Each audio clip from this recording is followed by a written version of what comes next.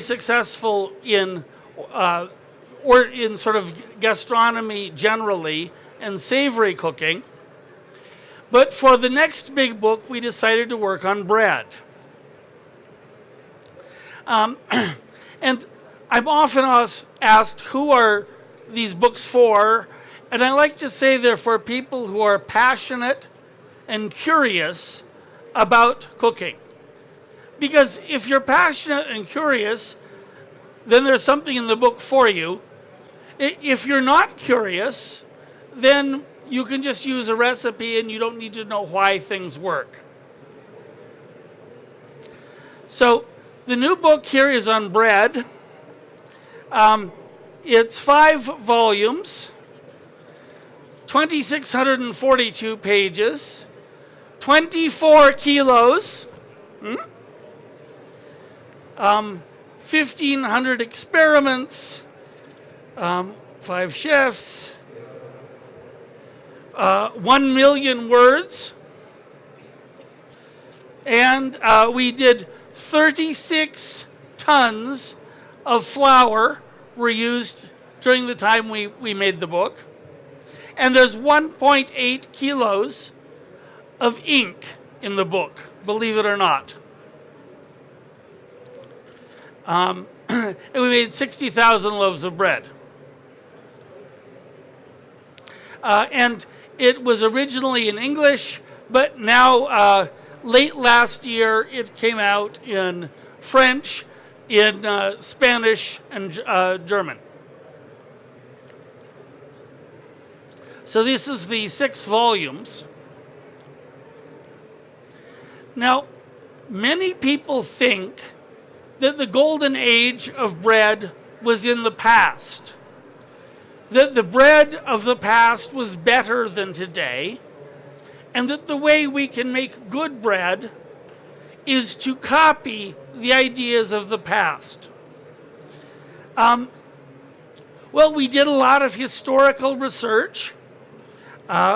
We looked in art museums to see what did bread look like in the past. This is an interesting one to me. In most restaurants, bread is served with a napkin on top. Why? I have no idea, but we found this picture, and this is from the 1600s. So we have been hiding bread under a cloth for more than 400 years.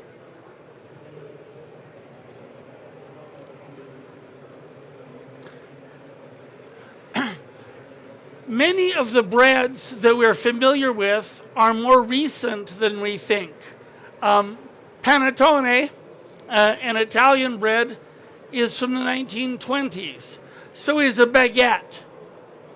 Ciabatta, an Italian bread, is from 1982. So we think of the bread of the past, but our ideas are not always accurate. This is a fresco from Pompeii. So this shows an ancient Roman baker, and he's selling bread. Well, we liked this picture so much that we decided to recreate it. So here's our version. And these are people from our lab.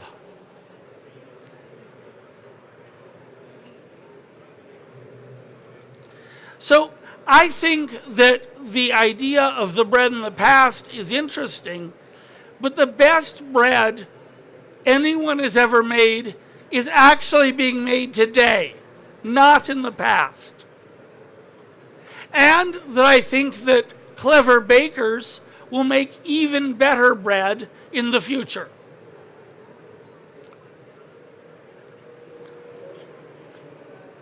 So, when we decided to look at bread, we used a very scientific approach, like we did for modernist cuisine.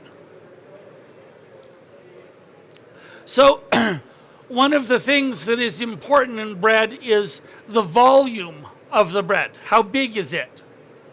Well, I wanted to measure the volume accurately, so we built a 3D scanner for bread so that we could measure the volume exactly. And in the course of making the bread of the book, we scanned almost 3,000 loaves of bread. And this let us understand exactly, is the volume 1% better or 10% or something else. We did extensive experiments on the temperature for fermentation, because the temperature for fermentation can affect the flavor of the bread, particularly with a sourdough bread. Our favorite is 13 degrees C, which is convenient because it's also the temperature you use for vino. One thing that surprised us is we learned something about rye bread, which we have not found in any other book, which is the volume of rye bread depends on the size of the particles in the flour. This is very coarse. This rye flour feels like, to me, like cake flour or cornstarch. It's very fine. And it's the very fine flour that makes it fluffy. Wheat is not like this, but rye is. So that was a big surprise. We did a lot of experiments with sourdough. Many people believe that to start sourdough, you should use raisins or apricots or some fruit. So we tested it. So this is raisins and water. This is raisins which we pressure cooked, so it's all dead. And this is flour and water. But if you watch what happens, these go early, and then they die. And they die because they run out of sugar. And the flour and water, just the harina y agua, wins. It always wins. So it's a bad idea to add raisins. Here was another thing. There are many braided breads. And when you make a braided bread, it's difficult because the bread dough, you push and it squishes up. And you push and it squishes up. Then you really push and it's too low. Right? It's very difficult to work. Well, enzymes will modify molecules. And the gluten network in bread is which causes it to be stretchy, is a protein network. So it turns out a drop or two of juice from kiwi or the pineapple or fig or papaya, just a drop or two relaxes the dough. So you can make this if you want.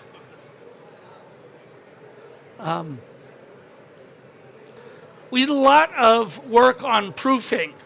Here we can watch bread proof, and then eventually it will overproof and it will come down.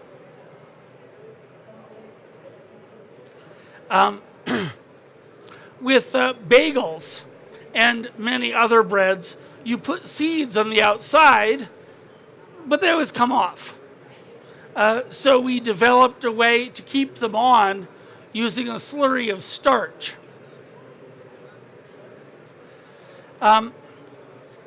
Then I mentioned overproofing. if you let bread ferment too long, it's called overproofed. But I wondered, is there some way to save the bread after it's overproofed? What is wrong with it? Could we fix it? So we call this dough CPR, like you do for a heart attack. This loaf was overproofed and then rescued 10 times. And it still looks very good. It's still a good loaf of bread. So this is an example of what we try to do. Ideally, you never make a mistake. But in reality, everyone makes a mistake. So then you want to know what to do when I make the mistake. And so that's what this is about. Many people are concerned about the water they use for making the bread. And that the water, if it has chlorine in it or something else, it may kill the yeast. Well, here's our experiment for that. Now, this is agua dura, agua filtrada, del grifo, destilada. This is from a swimming pool. Okay? Now, I do not recommend you make bread with water from a swimming pool. It does not taste good. But the yeast does not care. The yeast is fine.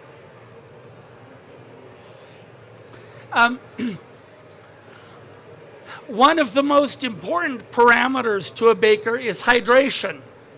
The amount of water relative to the amount of flour. Well, so I wondered, what's the maximum you can do? And so we worked hard and we got to 110, and then eventually we got to 120. Now, I don't recommend those because the dough is very hard to work with. It wants to take over the whole kitchen. But you can do it, and so that's what the limit is. Similarly, for a brioche or an enriched bread, what is the maximum amount of fat you can put?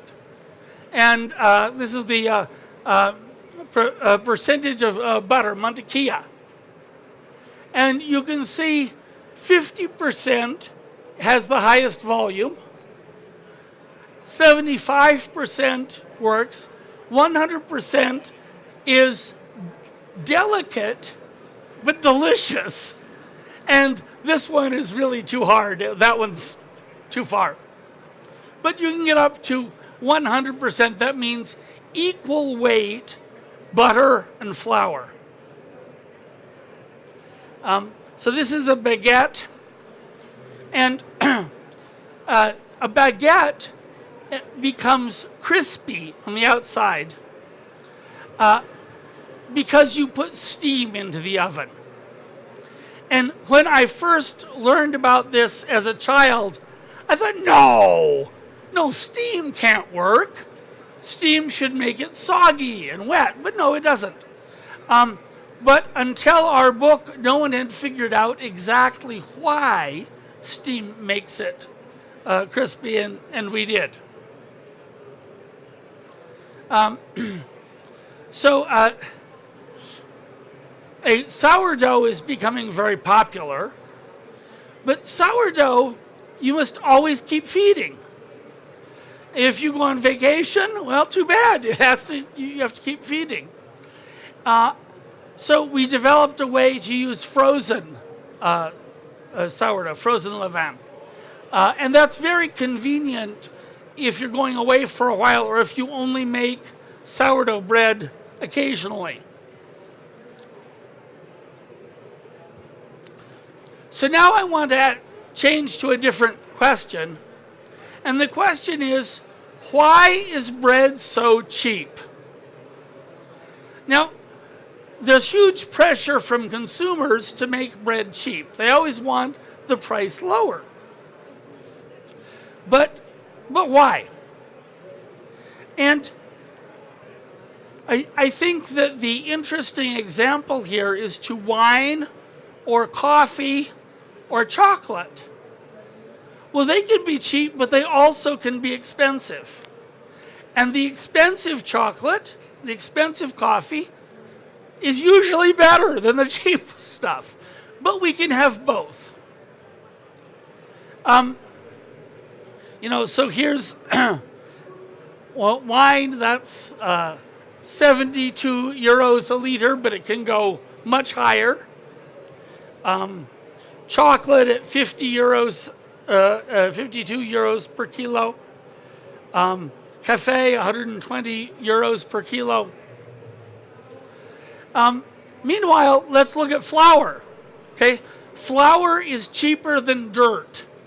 Okay, this is dirt for growing plants, and it's €1.40 per kilo.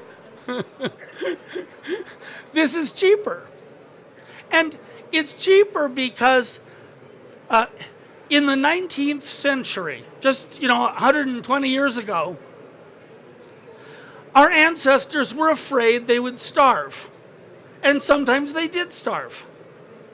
And our ancestors mostly ate bread.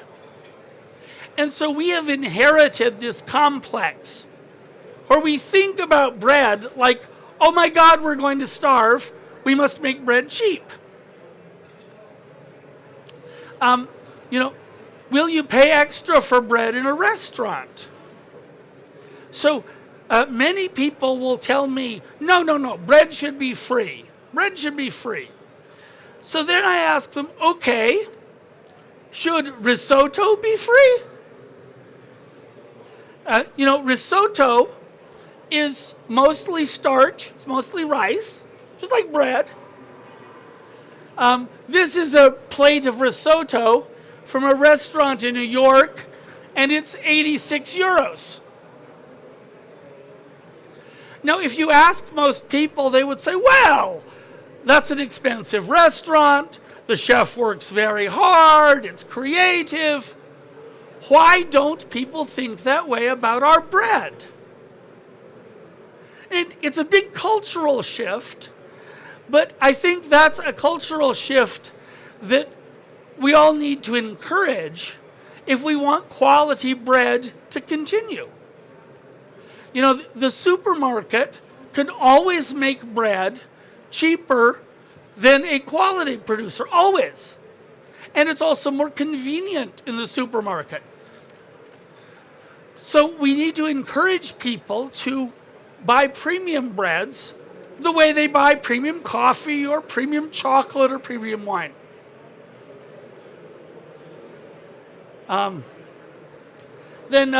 Finally,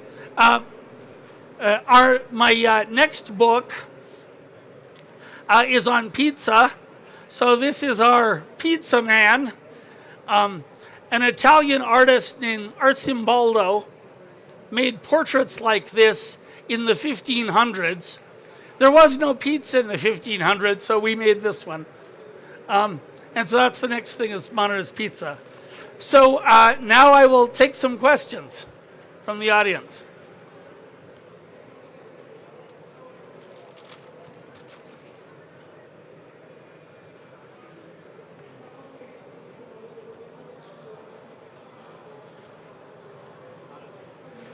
¿Alguien quiere hacer alguna pregunta?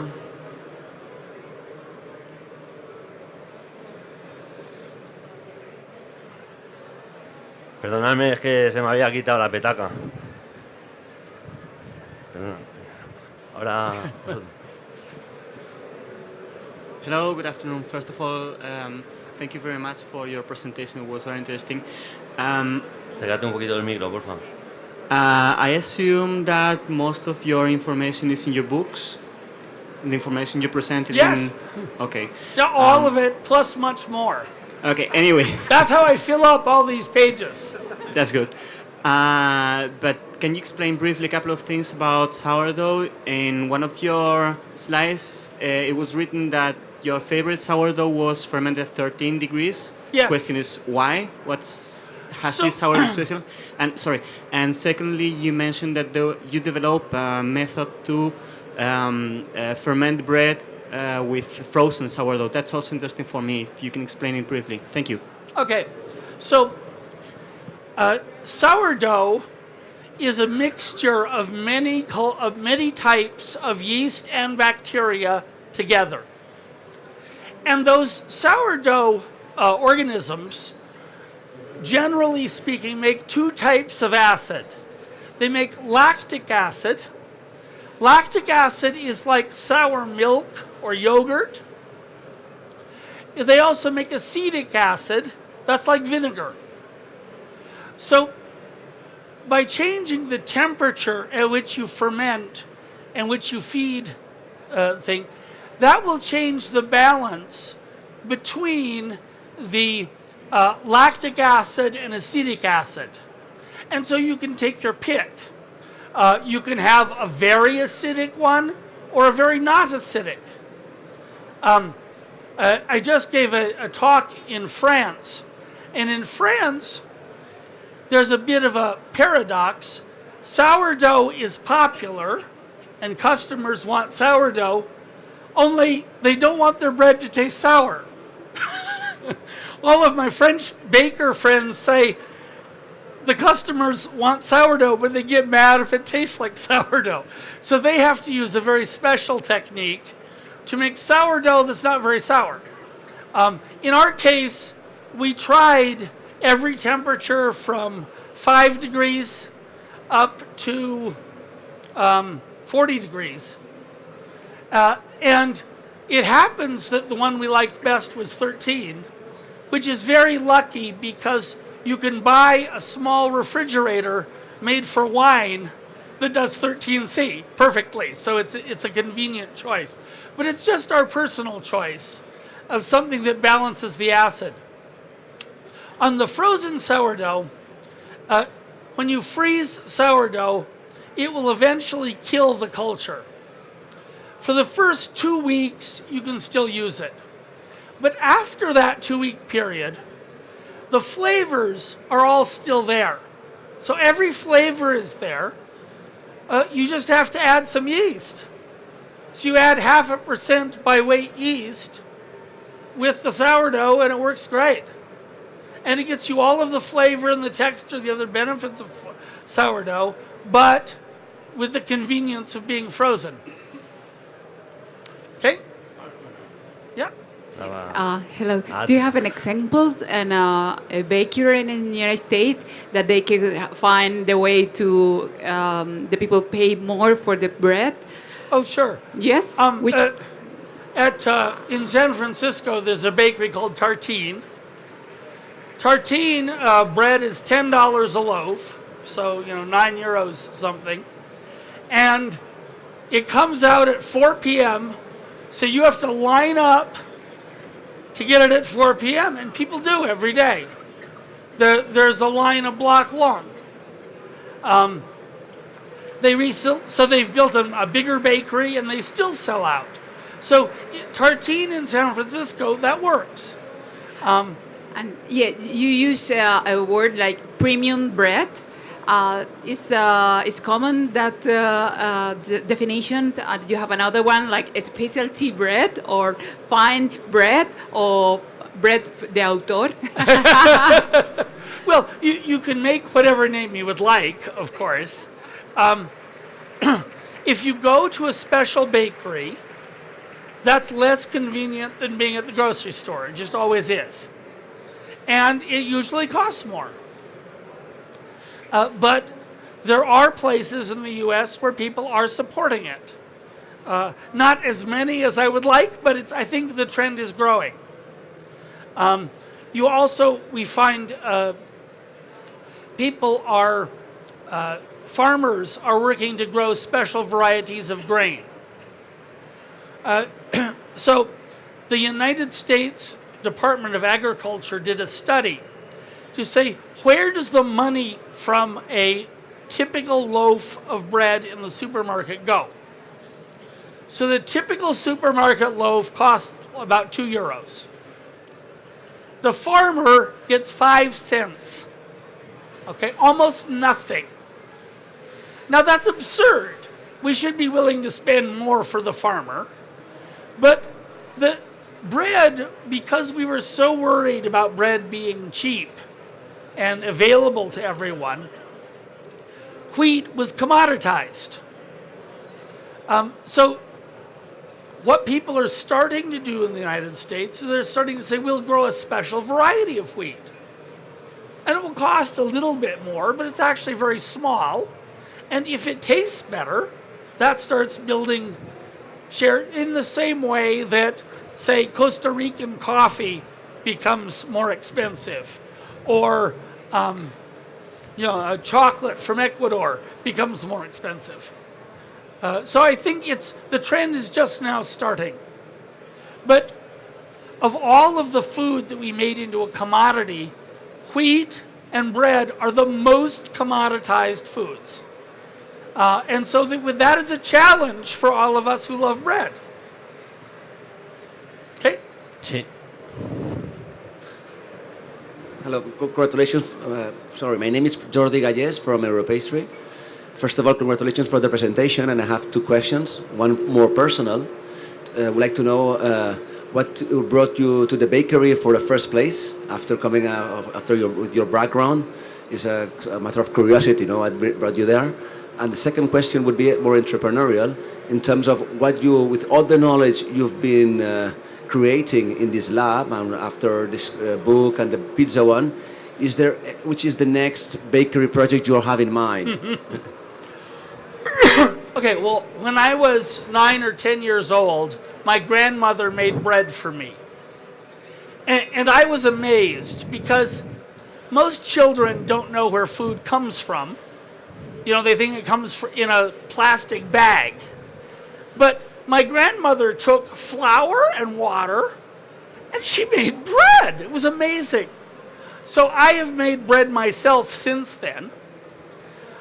When it came to do another book, I thought bread is perhaps the oldest food of mankind, one of the most important foods of mankind.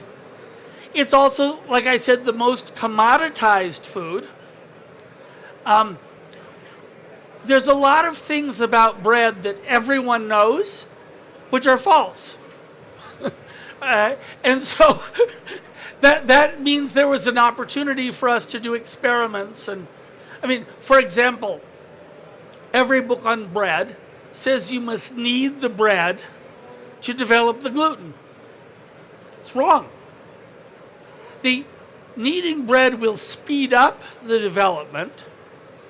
Kneading bread helps you control the crumb structure, big bubbles or little bubbles, but it isn't actually required. And that was a surprise to me. Or the rye bread thing another thing was a big surprise. Another sourdough thing is if you make a sweet bread, you usually use a special yeast, which the technical name is osmotolerant yeast. Well, if you try to make a sweet bread with a sourdough culture, you either fail or you have a very long proofing time. Panettone in Italy will often have a 3-day proofing time because the sugar in the dough almost kills the culture. So we decided we would use evolution. So we made a sourdough culture, and every time we feed it, we add a little bit more sugar along with the flour. And it gradually built up a tolerance so then we had a sourdough that would work perfectly in panettone or some other sweet bread. So that's another example of a brand new technique that we were able to bring, even though it's a very old topic. Yes? Hello, good afternoon. My name is Alejandro, and I'd like to know if you have made any investigations about any other alternatives of wheat flour, because now in this moment there is a big boom, if we can say, about allergens and Yes. this kind of topics. Thank you. Yeah. Yes, so we have a chapter on gluten-free bread where we develop our own gluten-free flours. We even made a good gluten-free bagel, which is difficult because a bagel is elastic and chewy, and it's very difficult to get that in gluten-free. But I realized that a Mexican tortilla is very elastic.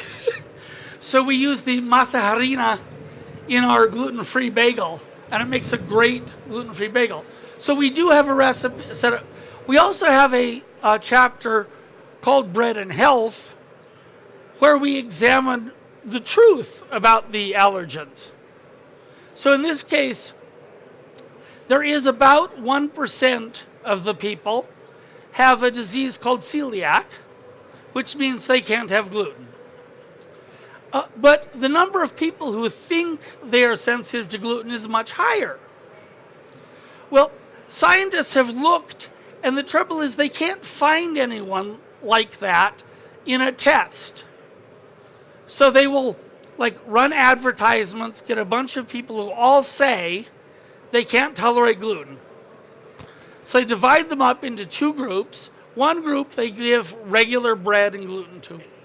The other group they give gluten-free food, but they secretly put pure gluten in it. They never notice. So I don't think I should tell anyone what they want to eat. That's a very personal thing for someone. So if they want to eat gluten-free, that's fine. I will tell them. But lots of people who become activists about an issue. So they will come into a bakery and they will say, you're killing people with gluten. And it's absurd. It's false. There's no science to that. Another example is there are people who love whole grain bread versus white flour. Now, I love both. And whole grain bread has an interesting texture, interesting flavor. There's a place for it. But people will say, whole grain bread is better for you, and it's more nutritious. Well, that's also false. And so we have a chapter that describes that. And again, the reason for this, if you want to eat it, that's fine. You should eat it. But when people decide that they will use health to criticize other people's life's work, I don't think that's fair. And there's many wonderful things about bread. In fact, it's part of the thing that I thought this book was important, is that the world of bread has been under attack. Under attack because of low carb, because of whole grain, because of gluten-free. And so the amount of bread everyone eats has gotten much smaller. The world of bread needs to stay relevant. We need to make great products that delight people with how they taste and their texture and so forth, and make a premium product, just like the fabulous ham here in Spain is a premium product, and it's incredible. Yes?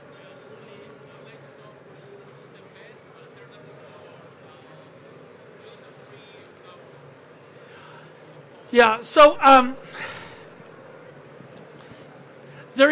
don't have a single alternative. So there are flour companies that will make a gluten-free mix, which they say is exactly like flour and you can substitute in a recipe.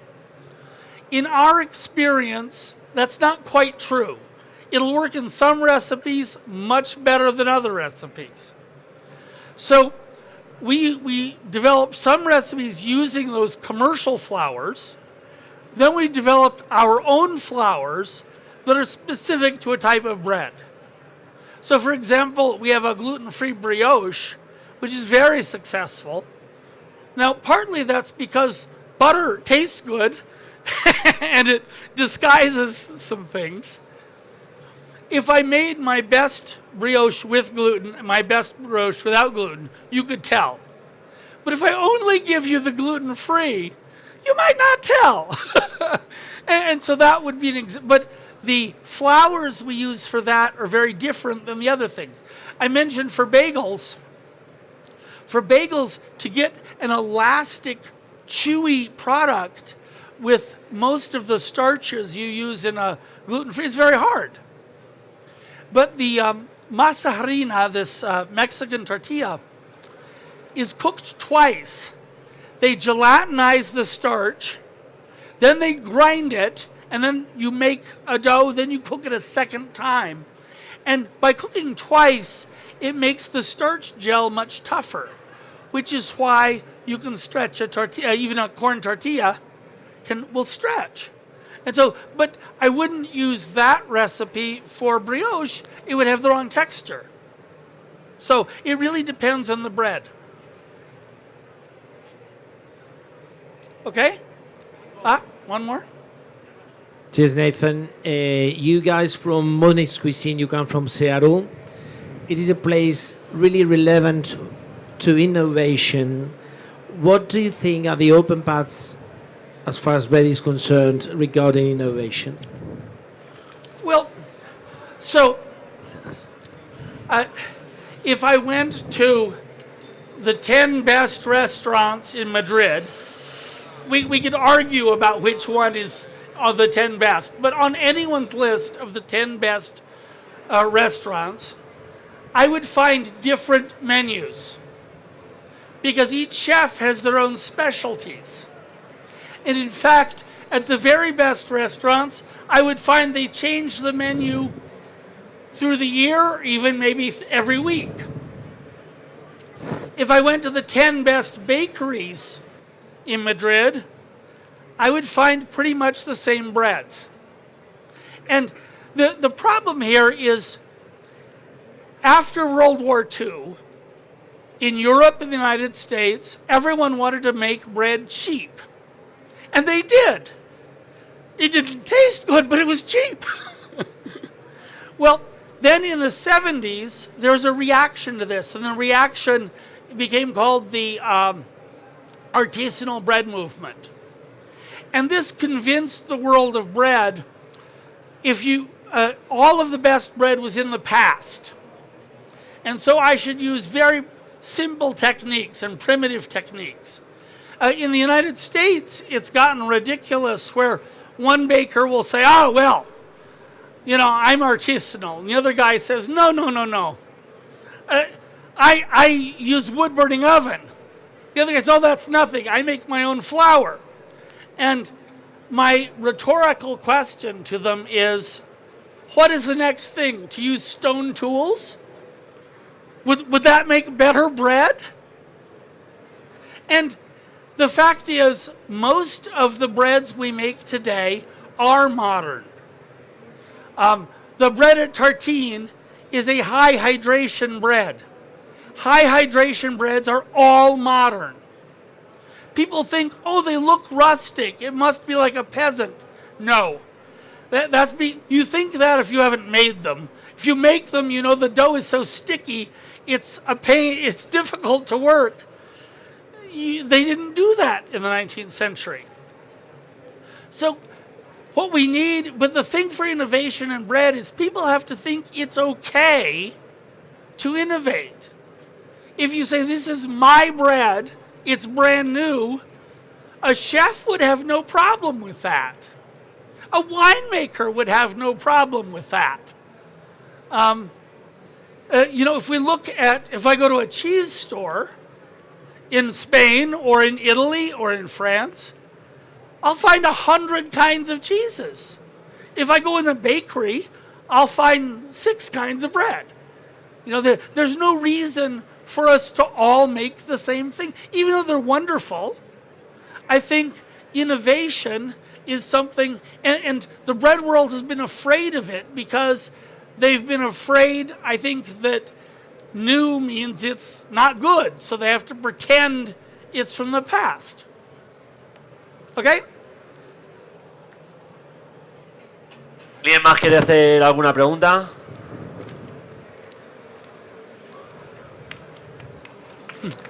Pues nada, un gran trabajo el que hace Nathan Okay. en su laboratorio.